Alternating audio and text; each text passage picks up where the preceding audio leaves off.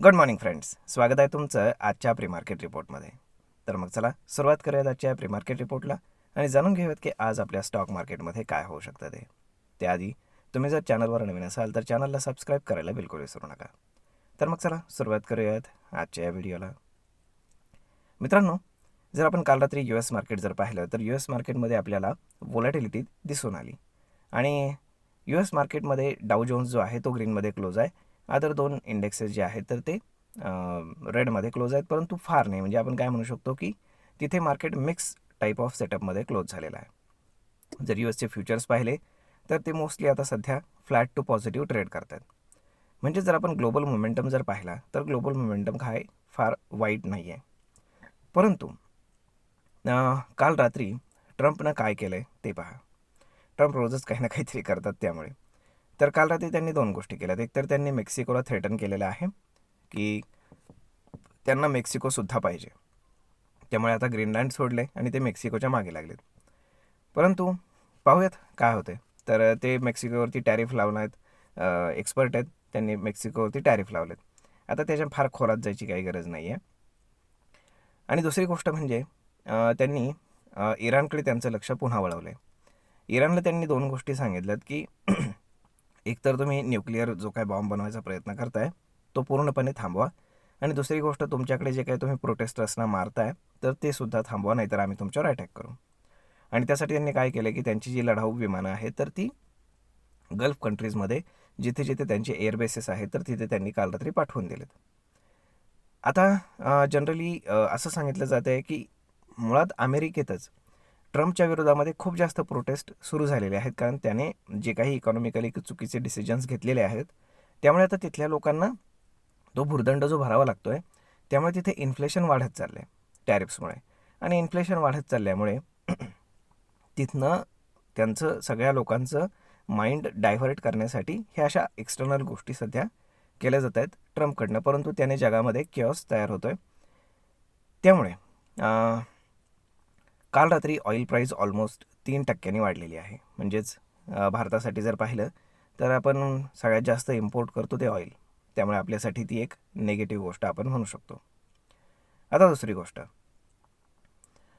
सध्या आपलं Indian special market जे आहे तर ते बाहेरच्या गोष्टींना रिॲक्ट करण्याऐवजी ज्या आपल्या इंटरनल गोष्टी आहेत त्याला सध्या जास्त रिॲक्ट करेल टिल 1 फेब्रुवारी. आता कालसुद्धा मार्केटमध्ये आपण जर पाहिलं तर साधारण 11 वाजेच्या आसपासपर्यंत एक चांगल्यापैकी सायझेबल फॉल आपल्याला पाहायला मिळाला, परंतु तिथनं मार्केट सडन रिकवर झालं, कारण काल इकॉनॉमिक सर्वे आलेला आहे दुपारी 11 वाजता. आणि त्यानंतर मग त्याच्यामध्ये ज्या काही पॉझिटिव्ह गोष्टी होत्या की जे काही GDPचं फ्युचर प्रोजेक्शन आहे ते इन्क्रीज करण्यात आले वगैरे वगैरे, अशा बऱ्याचशा गोष्टी आहेत त्याच्यामध्ये. त्यामुळे येणारं बजेट हे चांगलं असू शकतं असं ॲझम्पशन घेऊन लोकांनी इन्व्हेस्ट करायला किंवा आपण काय म्हणतो ट्रेड करायला सुरुवात केली पॉझिटिव्ह साईडला. त्यामुळे काल मार्केट 25,400 क्लोज करून रेझिस्टन्स झोनमध्ये क्लोज झालेलं आहे. आता सगळ्यात क्रुशियल लेवल आहे ती म्हणजेच 25,500. 25,500 आजचाच दिवस एकतर हातामध्ये आहे, कारण यानंतर उद्या सुट्टी आहे आणि त्यानंतर डायरेक्ट बजेटच्या दिवशी रविवारीच मार्केट ओपन होणार आहे. आणि रविवारी मार्केट थ्रूआउट द डे जसं नॉर्मल ट्रेडिंग सेशन असतं तसंच नॉर्मल ट्रेडिंग सेशन राहणार आहे. त्यामुळे जर तुम्ही पाहिलं तर कुठलेही मोठमोठे ट्रेडर्स असतील तर ते शॉर्ट पोझिशन्स कॅरी करून जाणार नाहीत. त्यामुळे मार्केट खूप हायली चान्सेस आहेत की आज मार्केट 25,500च्या वरती क्लोज करेल. आणि रविवारी जे काही होईल त्यानंतर ठरेल मार्केटची डिरेक्शन कुठे असेल, either down side either up side. Okay, मग पाहूयात तेव्हा काय होतं ते. परंतु व्होलॅटिलिटी मात्र रविवारच्या दिवशी प्रचंड असणार आहे, त्यामुळे कुठलाही ट्रेड करताना फार जपून करायला हवा. ओके, आता जर आपण ट्रम्पच्या बाजूने पाहिलं तर ट्रम्पकडे अजून एक बॅड न्यूज आहे, ती म्हणजे अशी की त्यांचं जे काही स्पेंडिंग बिल आहे जे तात्पुरतं मंजूर करण्यात आलं होतं US गव्हर्नमेंट शटडाऊननंतर, तर ते आज संपतं आहे. म्हणजेच काय की तिथल्या पार्लमेंटमध्ये काँग्रेसने जर त्यांना पुन्हा सपोर्ट केला नाही, की ज्याची करण्याची शक्यता कमी आहे कारण ते कोणाचंच ऐकत नाहीत, त्यामुळे जर तसं झालं नाही तर US गव्हर्नमेंट पुन्हा शटडाऊन होईल आणि मग पाहूयात पुढे काय होते ते. त्यामुळे आजचा US कडनं जी काही बातमी येईल त्याला जास्त थोडंसं इम्पॉर्टन्स राहील आणि त्यासाठी ट्रम्प काय करतायत ते पाहणं देखील जास्त गरजेचं आहे. त्यामुळे आता पाहूयात काय होतं ते. परंतु आपल्याकडे लोकल जे काही क्यूज आहेत तर त्याला जास्त इम्पॉर्टन्स राहणार आहे रादर दॅन ग्लोबल क्यूज. आता आपल्याकडे जर आपण पाहिलं तर बँक निफ्टी ही निफ्टीपेक्षा जास्त स्ट्रॉंग आपल्याला पाहायला मिळते. तर होप सो सगळं काही व्यवस्थित हवं हीच आपली अपेक्षा.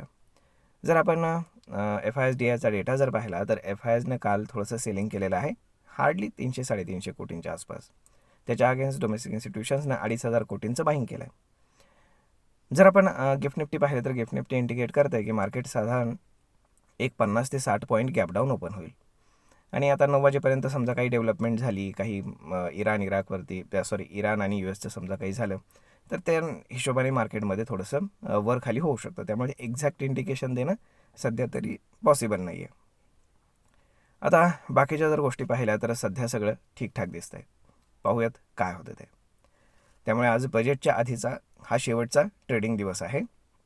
यानंतर उद्या सुट्टी राहणार आहे आणि परवा पुन्हा मार्केट ओपन होणार आहे. तर मग पाहूयात काय होतं. होप सो सगळं काही व्यवस्थित व्हावं हीच आपली अपेक्षा. तर मग मित्रांनो, हा व्हिडिओ ही माहिती तुम्हाला कशी वाटली हे तुम्ही आम्हाला कमेंट करून नक्कीच सांगा.